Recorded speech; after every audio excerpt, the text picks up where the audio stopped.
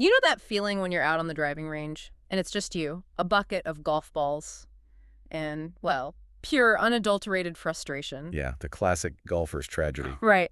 And you hit one pure shot.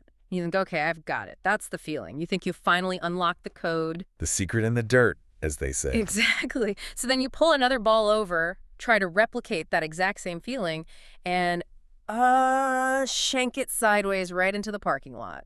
We have all been there. It is a very humbling game. It is. And for the longest time, the explanation was just, well, golf is hard. But looking at this stack of research we're diving into today, it turns out the problem isn't just that golf is hard. No, it's much deeper than that. Right, because we have some heavy stuff here. We've got academic papers on markerless motion capture, an MIT thesis, and these thick industry reports on predictive analytics. And the consensus seems to be that human feel, what you think your body is doing, is basically a lie. That's a harsh way to put it, but honestly, looking at the data, you're not wrong. I mean, I'm reading this and thinking, is the era of just digging it out of the dirt actually over? Because these sources keep referring to the algorithmic fairway. Which is a great term. It sounds a bit sterile to me, but they claim we're officially moving from opinion-based instruction to data-driven mastery. So my question to start us off on this deep dive is this just more gadgets? Because I literally have a garage full of plastic training aids that promise me a PGA Tour swing. I get the skepticism, I really do. But this is completely different. We aren't talking about a plastic hinge you clip to your club or some strap for your elbow. Okay, so what are we talking about? We are talking about a fundamental ground-up shift in how human movement is learned and optimized.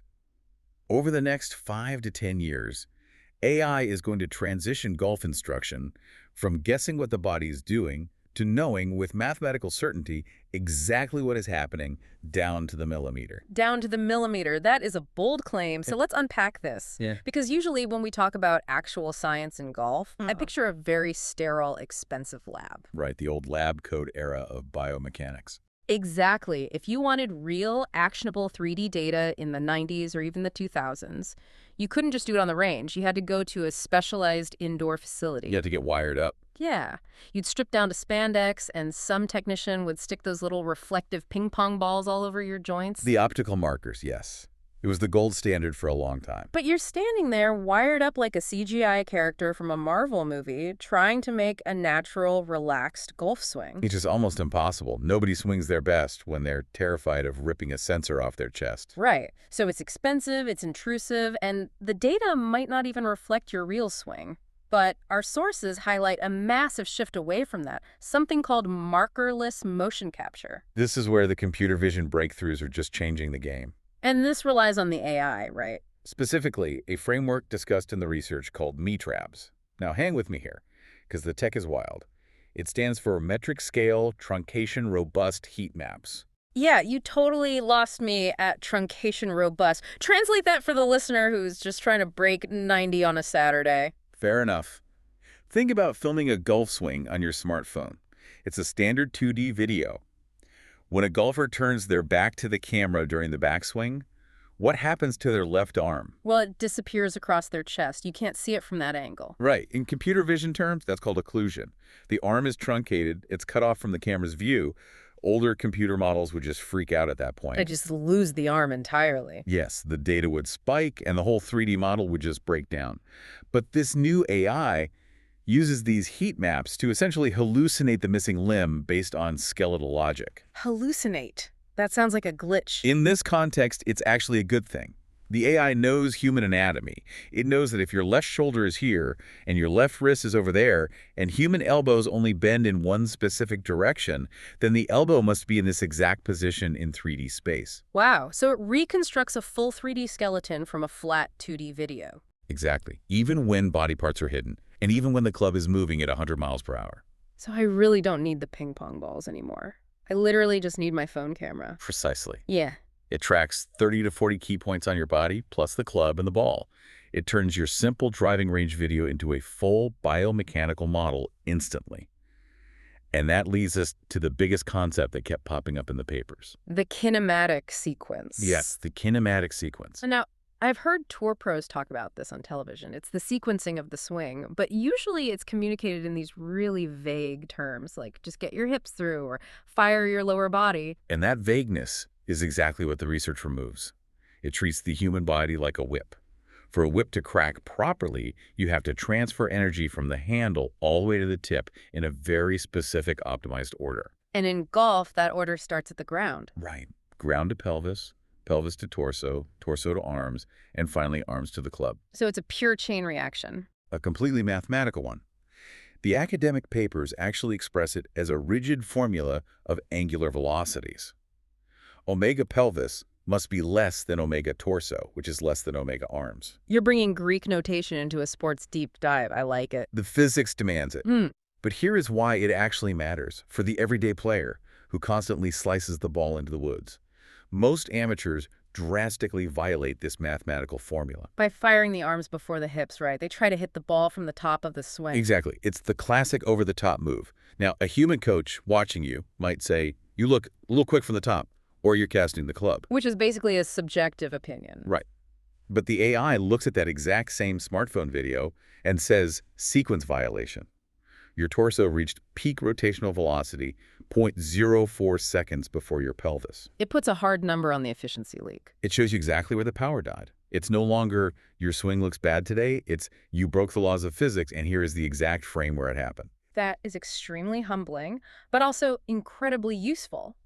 Because my internal feel is totally unreliable, but those velocity graphs just do not lie. They don't. And that leads to the second major paradigm shift in the sources. We now have the eyes, the markerless motion capture. But now we need the brain. Because having a mountain of data is useless if you don't know the actual cause of the bad shot. Exactly. This brings us to the symptom versus root cause section of our deep dive. And this really resonated with me because I have fallen into this trap so many times. I see the ball curve hard right, so I just aim further left. Or you look at your video and see that your club face is wide open at impact. Yeah. That's the symptom. So what is the natural human reaction? You try to manually twist your hands through the impact zone to close it, which is a total Band-Aid fix. And it usually leads to a snap hook or a topped shot. The AI, however, performs what the researchers call causal diagnostics. It doesn't just look at the symptom at impact. It traces the dominoes backward in time. So it scans the entire causal chain. Yes. It sees the open face at impact, but then it scans back to the transition phase, then to the top of the backswing, then all the way back to the takeaway. So it might find that my open club face was actually caused by terrible posture at address. Or a lack of pelvic tilt halfway through your backswing. It identifies the true patient zero of the golf swing error. It finds the very first domino that fell over. That is brilliant. And the research gets even more futuristic than that. The sources dive heavily into this pre-habit concept. This is basically predictive modeling using machine learning. Like Minority Report, but for shanking a golf ball. Basically, the AI aggregates thousands of your past swings, along with launch metrics and pressure data. It actively learns your unique physical tendencies. It might notice that when your grip pressure increases by just 5% on your lead hand, you slice the ball 85% of the time. So it can flag a bad shot before I even start pulling the club back. It can alert you in real time. Grip pressure critical. It predicts the breakdown before the breakdown actually happens. That's incredible. But I want to shift gears to a concept that really made me stop and reread the paper twice. Swing primitives and vector quantization. Now, we have to be careful here because that sounds like a manual for a warp drive. It does sound intimidating. But let's use an analogy to make it accessible. Think about human handwriting. When you write a sentence on a piece of paper, you aren't just making random chaotic marks. You are using a specific, discrete vocabulary of shapes. Like loops, straight lines, and curves to form the letters. Exactly. The research suggests that human biomechanical movement works the exact same way. A golf swing isn't just one big, continuous, fluid blob of motion. It's actually constructed from tiny, discrete building blocks. The motion primitives, like little Lego bricks of movement. Yes, and vector quantization is just the highly technical term for how the AI identifies which specific Lego bricks you are currently using. It breaks your entire swing down and realizes, okay, he is using the hip slide block combined with the early wrist extension block. So it's literally analyzing the syntax and grammar of my swing. It is. It creates a completely unique digital fingerprint for your specific movement vocabulary. And this allows for something the industry has never really had before, which is objective longitudinal tracking of technical improvement. This brings up the case study from the source material. Did you catch the one about the massive handicap drop? The 50 to a 2.2, yes. Honestly, when I read that, I was highly skeptical. A 50 handicap is someone who is barely making contact. That's a player losing 24 balls every time they play. A total beginner. Right. And getting down to a 2.2 handicap, that makes you an elite amateur. You are threatening to break par. For most people, that takes a lifetime of practice, if they ever reach it at all. But in this case study, it happened in 1.5 years. Which is borderline insane. Walk us through how the AI actually facilitated that. It wasn't a miracle. It was the application of this motion token analysis. The AI constantly tracked his swing vocabulary over those 18 months. At the start, his vocabulary was chaotic. He had terrible sequencing primitives. He was basically writing gibberish with his body. Exactly. But as he trained, the AI didn't just give him generic encouragement, it precisely documented the replacement of those bad primitives with elite ones. It could prove, mathematically, that on day 1 you used a lunge primitive, but on day 100 you successfully replaced it with a pure rotational primitive. They literally watched his physical language evolve from toddler speak to Shakespeare. Yes, and that totally changes the definition of what a practice repetition actually is. Under this system, a rep only counts if the data confirms that the correct primitive was executed. Because otherwise, you are just burning bad habits deeper into your muscle memory. Exactly. Okay, so we have the eyes, which is the camera, and we have the brain, which is the causal AI. Now let's talk about the delivery system. How does all this processing power actually reach the person standing on the first tee?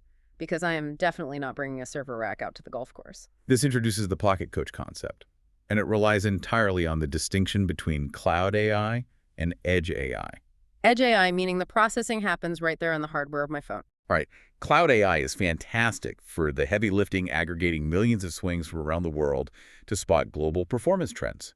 But if you are on the driving range trying to fix a slice, you cannot wait 5 minutes for your 4K video to upload to a server and process. You need the feedback right now before you hit the next ball. So Edge AI runs those complex algorithms locally, right on your device's neural chip. No internet connection required. Instantaneous feedback. Real time. And the interface you use to interact with it is evolving just as fast. We are seeing large language models being integrated into the coaching software. So it's essentially ChatGPT for my golf swing. Basically, yes. Instead of forcing you to stare at a complex graph of angular velocities and joint loads, you just talk to your app naturally. You could literally say, hey, why did I pull that last iron shot left of the green? And the app just answers you. It instantly analyzes the biomechanics of that specific swing and replies in plain English. It might say, you stopped rotating your hips through impact, so your hands took over to square the face.